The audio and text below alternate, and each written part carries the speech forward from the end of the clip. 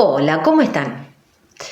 A mi video anterior lo hice desde San Marcos Sierras, en la provincia de Córdoba, República Argentina, que es mi segundo lugar en el mundo, mi segundo hogar.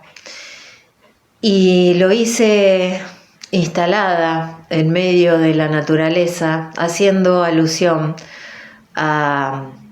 a una situación que estaba viviendo y que me había llevado a reflexionar y por lo tanto a querer compartir esa reflexión con ustedes. Y hoy voy a hacer que es el primer video de la segunda mitad del año, también haciendo alusión a una situación que viví estando allá, el último día que estuve allá.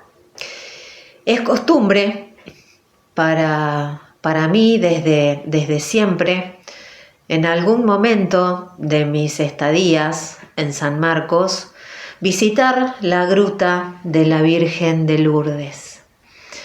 Y bueno, y como en todas las oportunidades en que estoy allá, fui con mi mamá y en determinado momento, estando las dos ahí en la grutita frente a la Virgen, empiezo a escuchar por detrás de mí y hacia abajo, porque la gruta está enaltada, la voz de un hombre y de un niño que inferí eran padre e hijo. En determinado momento me pude dar vuelta y por la apariencia física del hombre dije, y sí, deben ser un papá y su hijo, aunque podrían haber sido un tío y su sobrino o un abuelo joven y su nieto, pero no esperaba, no veía la hora de poder darme vuelta y fijar visualmente a esas dos personas. ¿Por qué? Porque en un momento determinado el nene le pregunta me voy a referir en términos como si hubiera sido el papá. Le pregunta por un árbol, le pregunta ¿qué es ese árbol? Y el papá le dice, es un algarrobo. Entonces el nene le pregunta, ¿y ese árbol da frutas? Y el papá le dice, ¿cómo frutas? Y sí, da frutas así como la manzana, la naranja, la mandarina, la banana. Entonces el papá le dice, mira, te voy a hacer escuchar algo. Y entonces, no sé, utilizando qué aplicación, porque también deduje que estaba manipulando un celular que nunca vi, pero si no era un celular debería haber sido una tablet, pero lo más probable es que se tratara de un celular. Y entonces empiezo a escuchar yo la versión de una canción que interpreta, o por lo menos eso que yo escuchaba era en la voz del chaqueño palavecino. Y entonces el papá le dice, mira, escucha. Y le dice, presta atención a lo que está diciendo, a lo que dice la letra. Y entonces se empieza a escuchar el tema y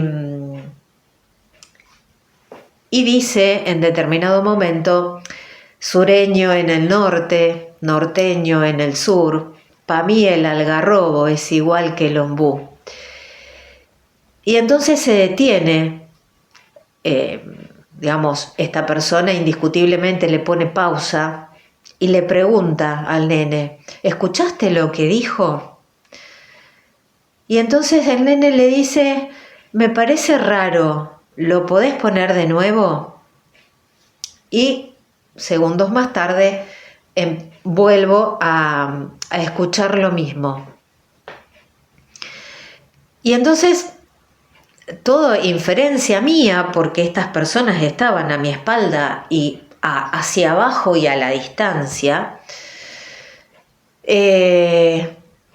el nene debe haber hecho algún tipo de gesto porque el papá le pregunta, ¿te sigue sonando raro? Y le dice el nene, no entiendo, porque ¿cómo? Sureño en el norte, si sureño es del sur, y norte y norteño en el sur, y norteño es en el norte. Y entonces el papá le empieza a explicar por qué esta cuestión de esa parte de la letra, y el nene le dice, sí, pero además dice que el algarrobo es igual que el ombú. ¿Y te acordás cuando nosotros fuimos a la casa de alguien hace unos años y que en un parque cercano hay un ombú? Y vos me explicaste que esa copa y ese tronco que era tan grueso y ese árbol que está acá y que era un algarrobo no es igual que ese ombú que vimos en aquella oportunidad. ¿Y por qué para mí el algarrobo es igual que el ombú? Y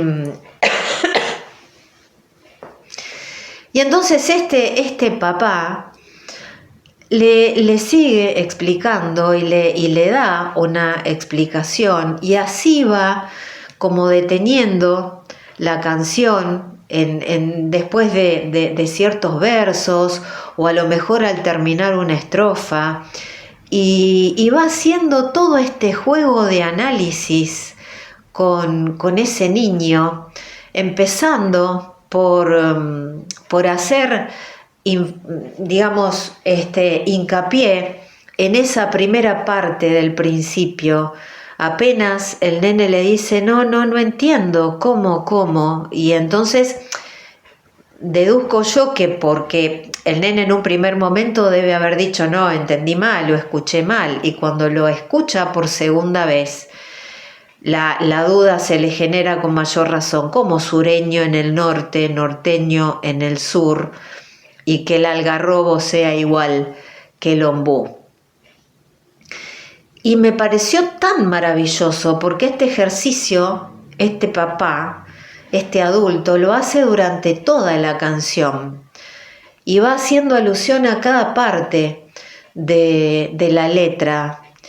Y le va explicando cosas, y evidentemente le iba señalando el algarrobo que estaban viendo, haciéndole establecer diferencias en cuanto a ese recuerdo que tenía del ombú que había visto unos años antes, y si se acordaba de la forma del tronco, del tamaño, de cuál era más grueso, de cuál no, cómo era la diferencia en las copas, y surge incluso la situación de que este algarrobo que estaban viendo tenía toda la apariencia que tiene un algarrobo en el invierno, y evidentemente ese ombú que habían visto años anteriores había sido en el verano o en otra época del año, porque el follaje de la copa era diferente.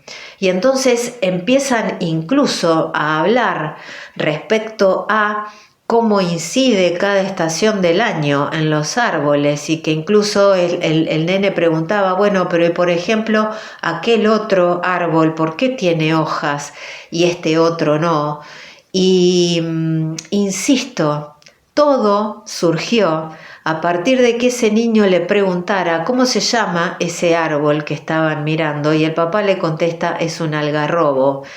Y el nene no dice, bueno, sí, qué bien, ahora aprendí que ese árbol se llama algarrobo, sino que al preguntarle si da fruta, y cómo dice el papá fruta,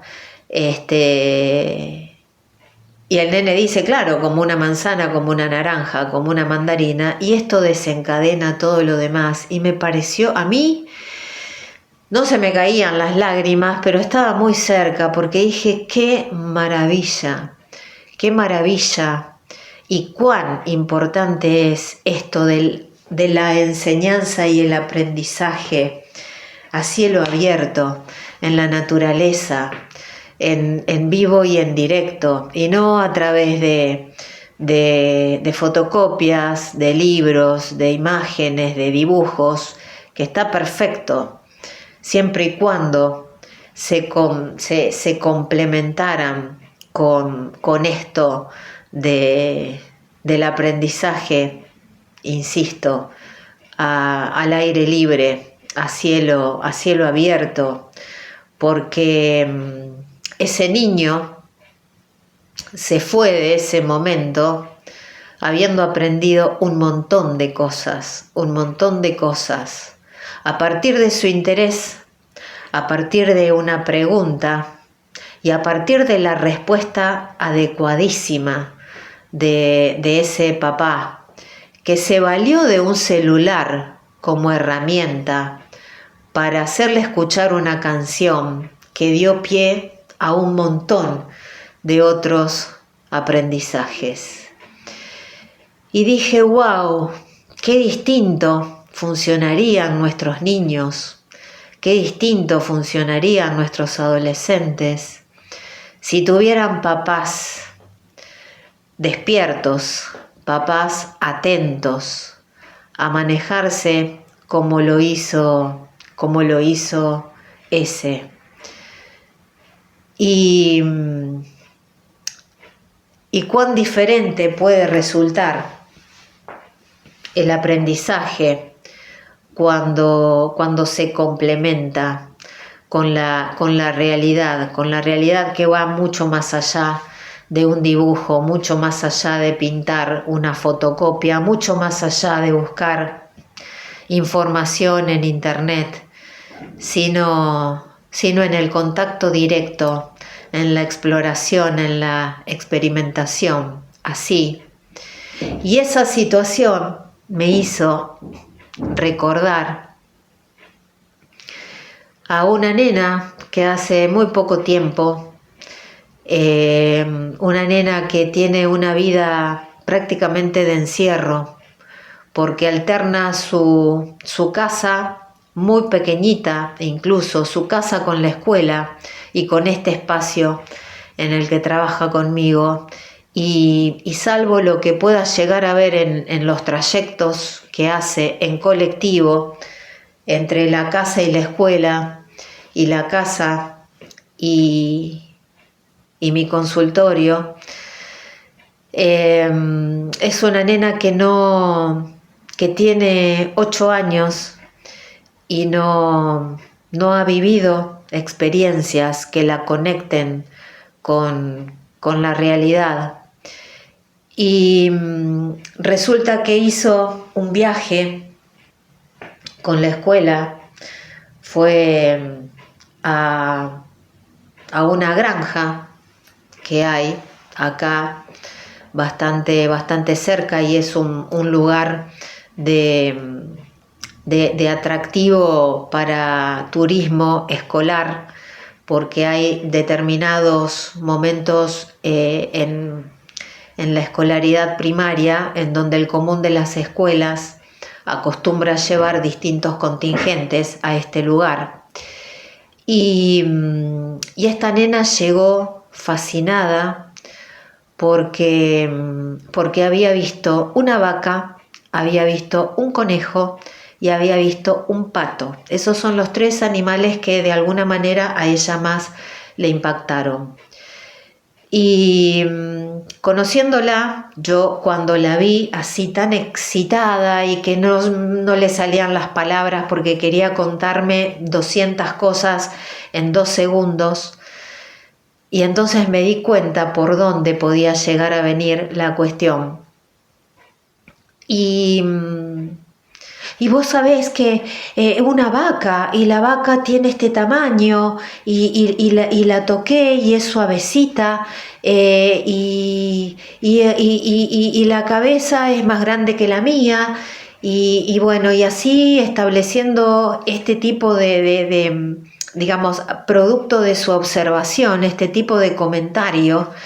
Y el conejo, vos sabés que el conejo yo lo podía alzar, pero era grande, pero era livianito, y al pato no lo pude alzar, pero tiene plumas, y las abrió y metía la cabeza dentro del agua para comer cositas que había dentro del agua, y, y bla, bla, bla, bla, bla, y contándome, pero la impresión más grande que había tenido era con la vaca.